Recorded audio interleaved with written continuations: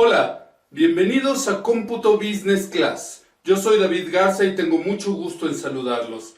¿Cuál es la cantidad de núcleos adecuada para mi productividad? Bien, pues estas cosas, además de la forma en que una persona trabaja con una computadora, es lo que veremos el día de hoy.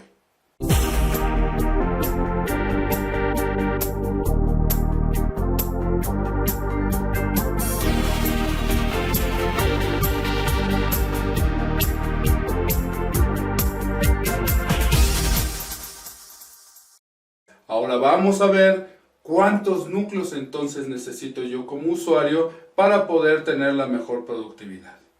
Los microchips de silicio en sí pueden ser económicos, pero los ciclos de CPU no lo son. Cada ciclo de CPU consume tiempo. Al desperdicio de tiempo se le llama latencia. Una aplicación o una configuración mal hecha desperdicia tiempo y hace que sus usuarios esperen más de lo necesario.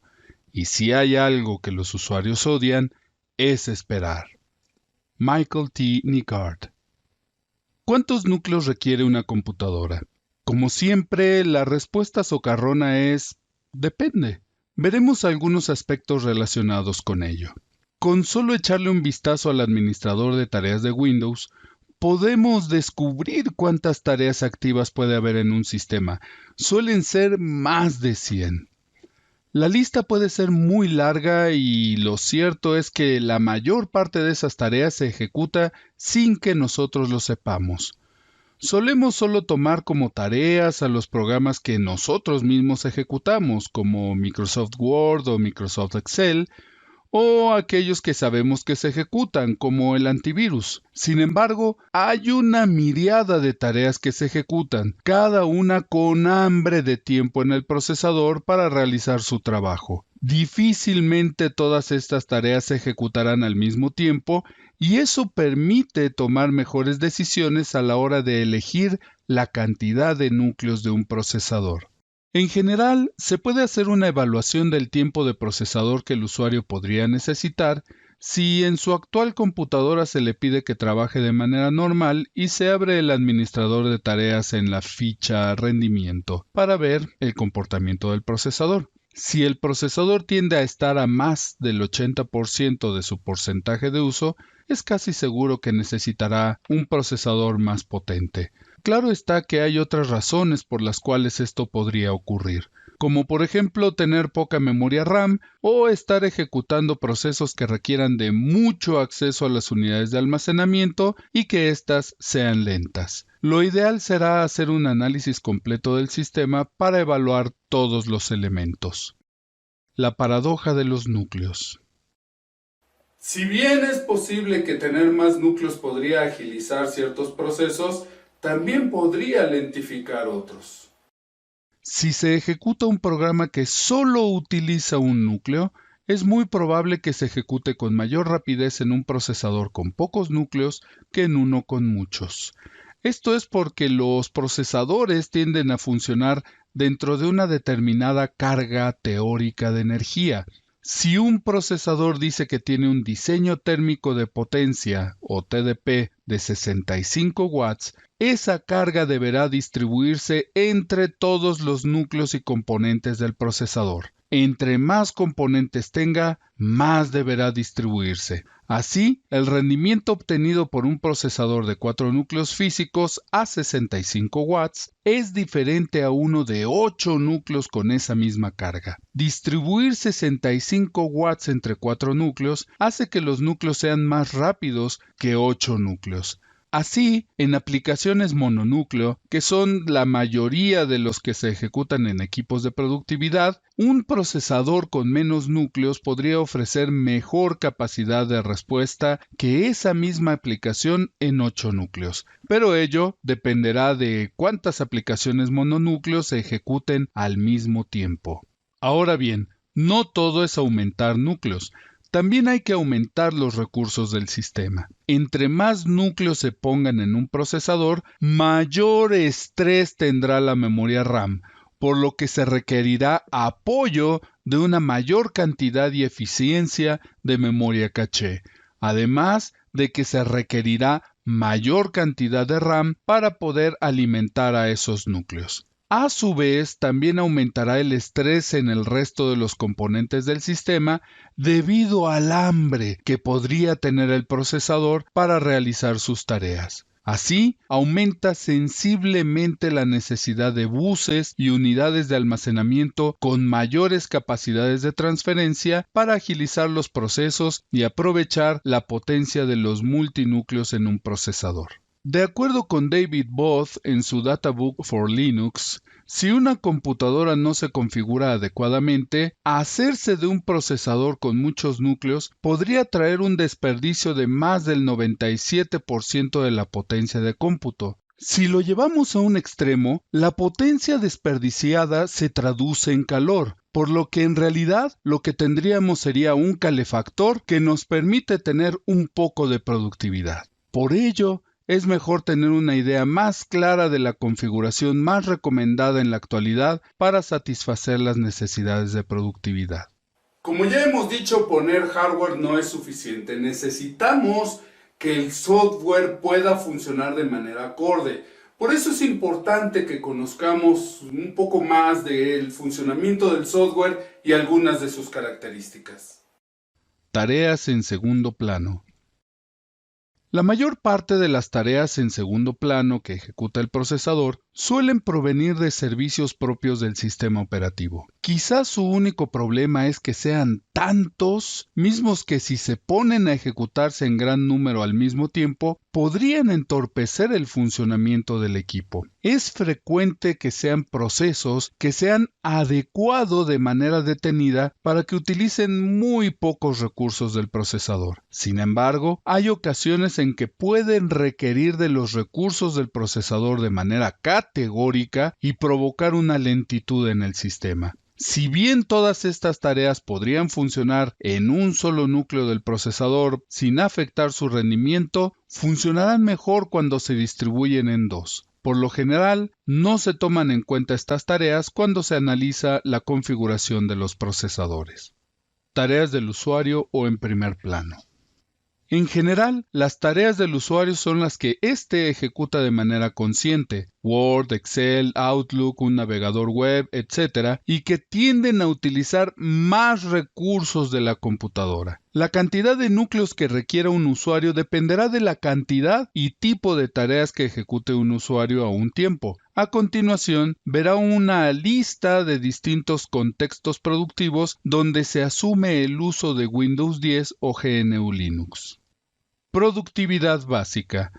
No más de 5 aplicaciones abiertas por el usuario al mismo tiempo, que serían antivirus, procesamiento de textos, correo electrónico, conferencias web, uso convencional de hojas de cálculo, navegación web con no más de 6 fichas abiertas y aplicaciones basadas en web. Productividad estándar.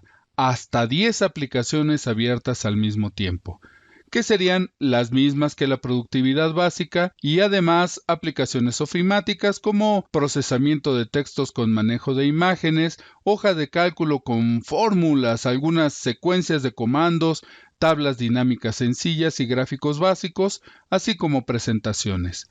Manejo básico de bases de datos, navegación web con hasta 15 fichas abiertas, conferencias web multitudinarias, visualización y edición simple de imágenes y videos, y en la educación, donde se asume un profuso uso de videos, imágenes, animaciones, accesos web, telesesiones y aplicaciones que en la actualidad utilizan cómputo acelerado.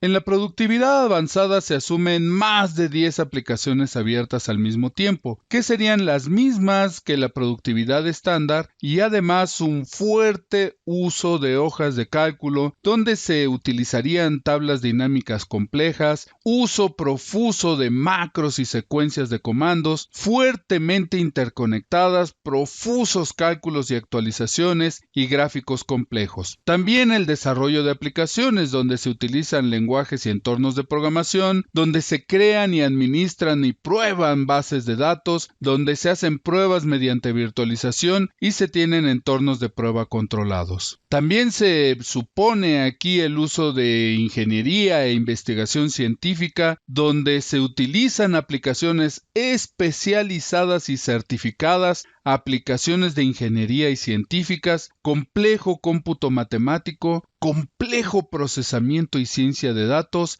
realidad virtual y cómputo de alto rendimiento en el escritorio.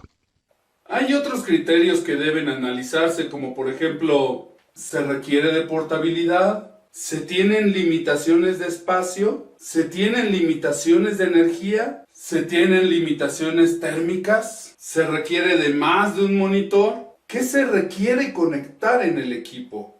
¿Los programas que se utilizarán serán comerciales o serán hechos in situ? ¿Será utilizado en juegos o por entusiastas? Configuraciones recomendadas.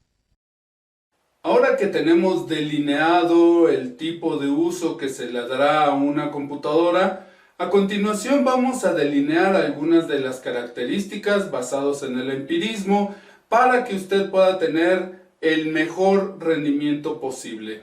Cabe hacer notar que estas configuraciones son básicas. En realidad, a partir de ahí, si se pone más, se van a tener mejores resultados. Cabe hacer notar que estas son unas recomendaciones someras y que lo mejor será trabajar con un especialista para que se pueda determinar cuál es la mejor configuración posible para usted, para su presupuesto y para la productividad que usted necesita. Por favor, siempre acérquese a un especialista que le pueda dar mayores detalles. Recomendaciones de configuración en equipos de escritorio. Para la productividad básica se recomienda un formato de 1 litro o Ultra Small Form Factor, así como Small Form Factor, con un procesador de cuádruple núcleo, donde se pueda tener SMT si se puede, 8 GB de RAM DDR4 de 2666 megatransfers por segundo en modo de doble canal, gráficos integrados y un disco duro estándar o SSD serial ATA.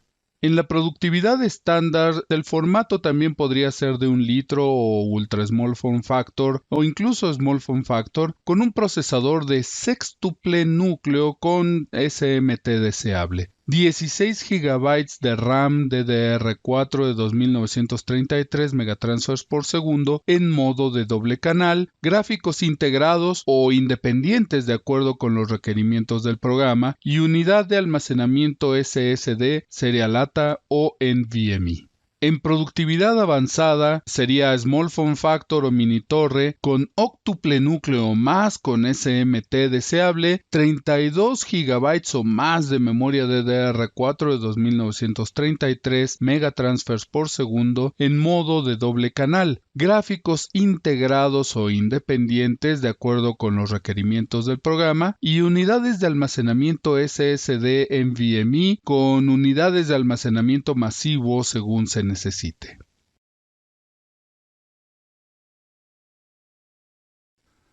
En el caso de los equipos portátiles, el procesador de la productividad básica podría ser de doble núcleo con SMT, con 8 GB de RAM DDR4 de 2666 megatransfers por segundo en modo de doble canal, gráficos integrados y un disco duro estándar o unidad de estado sólido serial ATA.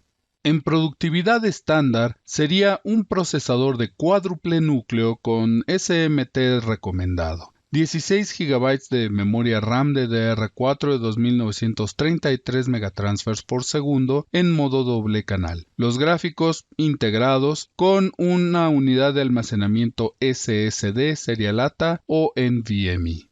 En productividad avanzada sería cuádruple núcleo con SMT, más de 16 GB de memoria RAM DDR4 de 2933 megatransfers por segundo en modo dual channel, con gráficos integrados o independientes de acuerdo con los requerimientos del programa, y unidad de almacenamiento SSD NVMe.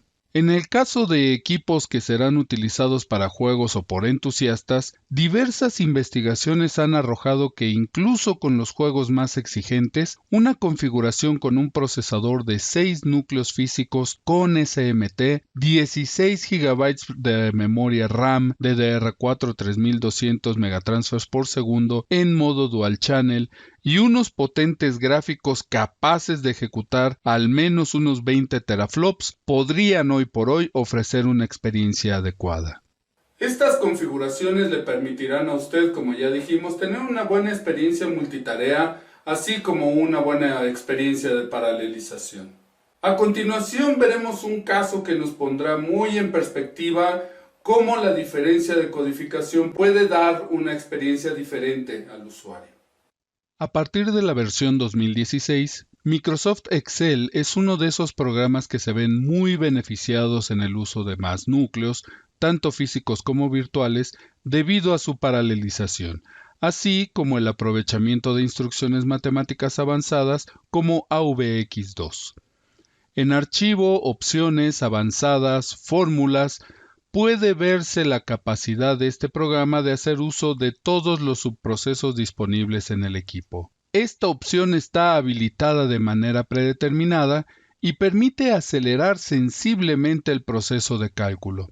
Veamos con la siguiente hoja de cálculo de ejemplo. Se trata de un documento de prueba que realiza una serie de cálculos que nos muestra con claridad el beneficio del uso de múltiples subprocesos en una hoja de cálculo. Uno de sus beneficios es que funciona tanto en Microsoft Excel como en LibreOffice Calc. El resultado que se muestra en el cuadro Status Duration es el tiempo en milisegundos que tarda la hoja en calcularse, es decir, que entre menos tiempo es más rápido. Esto último es clave para esta prueba, pues no arroja un puntaje, sino el tiempo que se tarda en calcular, lo cual nos dará una mejor idea del rendimiento. Originalmente, esta hoja de cálculo realizaba el proceso sin más, pero hemos hecho una pequeña modificación que permite establecer cuántos subprocesos utilizará y cuántas veces repetirá ese cálculo. Al realizar el cálculo en una máquina con procesador de escritorio de 8 núcleos con SMT, podemos ver que al oprimir el botón Recalculate,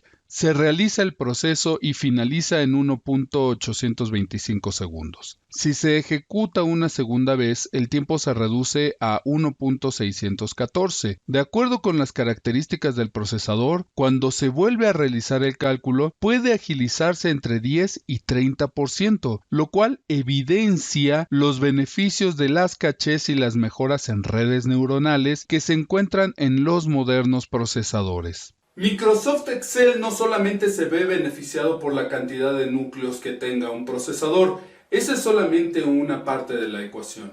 La otra parte es el tipo de instrucciones que tiene el procesador. Por ejemplo, ahora que están apareciendo instrucciones AVX512, es muy probable que Excel pronto se vea beneficiado por agilizar sus procesos de cálculo debido a estas nuevas características de la unidad de punto flotante. Así, la cantidad de núcleos podría pasar a un segundo plano debido a que la potencia matemática se ha aumentado y no necesariamente con la cuenta de los núcleos.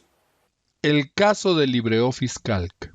LibreOffice Calc es otra hoja de cálculo que también permite el uso de múltiples subprocesos. Sin embargo, parece no aprovechar todos los subprocesos múltiples disponibles, sino el equivalente de hasta 4 de ellos. Ello significa que agregarle núcleos no ofrece un beneficio para esta aplicación hasta ahora. En la siguiente tabla se mostrará un ejercicio donde se comparará la potencia de cálculo de múltiples subprocesos de LibreOffice Calc comparada contra los tiempos de ejecución en Microsoft Excel. Como se puede ver en esta tabla, si bien LibreOffice Calc ofrece la posibilidad de trabajar con múltiples subprocesos simultáneos, lo cierto es que no aprovecha toda la potencia ofrecida por el procesador. Cierto es que evidencia un fuerte aprovechamiento del SMT. Sin embargo, su código palidece ante la potencia de su contraparte de Microsoft, de tal suerte que el resultado que ofrece difícilmente equivale a 3 subprocesos en Excel.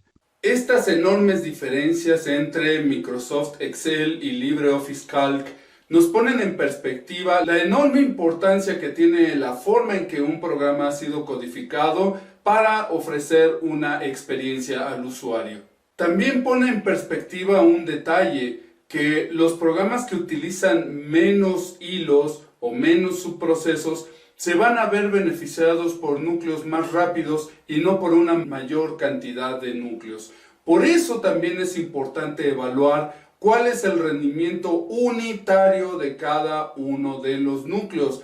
A veces hay procesadores que en su conjunto pueden funcionar muy rápido, pero de manera individual cada núcleo podría no dar los mejores resultados.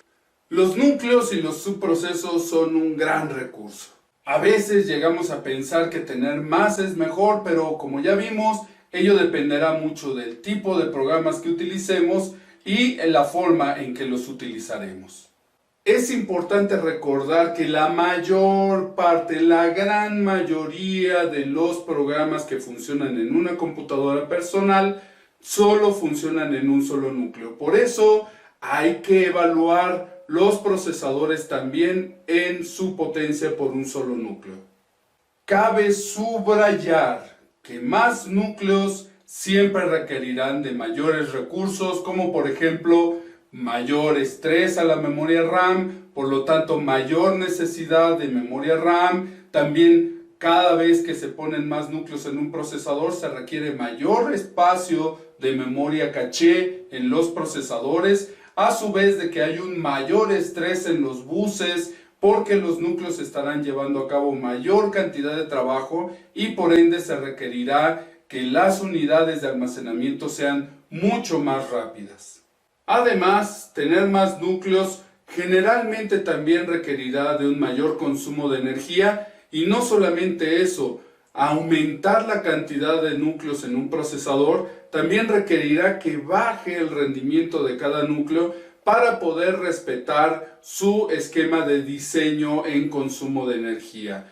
Con esto, la decisión que tome en cuanto a la cantidad de núcleos y el trabajo que va a hacer debe ser lo más sesuda posible en su beneficio y en el beneficio de su presupuesto. En Cómputo Business Class estamos muy contentos de que haya estado con nosotros el día de hoy y lo invitamos a que si este video le ha gustado, por favor le dé manita arriba y que toque la campanita para que se le avise cuando aparezca un nuevo video y lo esperamos en el próximo de la serie. Muchas gracias por estar con nosotros.